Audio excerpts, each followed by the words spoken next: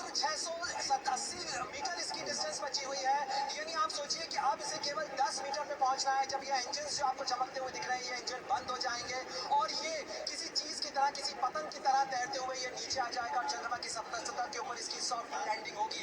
अब हमें इंतजार करना है उस मार्ग का जब 10 मीटर डिस्टेंस बचेगा और 10 मीटर के बाद, क्योंकि ऑल्टीट्यूड लगातार घट रहा है। इस समय का ऑल्टीट्यूड हो गया है 493, इसके बाद 477, अब 400 मीटर के 450 मीटर का ऑल्टीट्यूड बचा हुआ है। देखिए दो तस्वीरें मैं दिखा रही हूँ इस समय अपने दर्शकों को। प्रधानमंत्री नरेंद्र मोदी जॉनसबर्ग से अपनी टीम के साथ इस लैंडिंग को लाइव देख रहे हैं। लगातार प्रधानमंत्री के साथ उनकी टीम मौजूद है, विदेश मंत्री एस जयशंकर उनके साथ मौजूद है।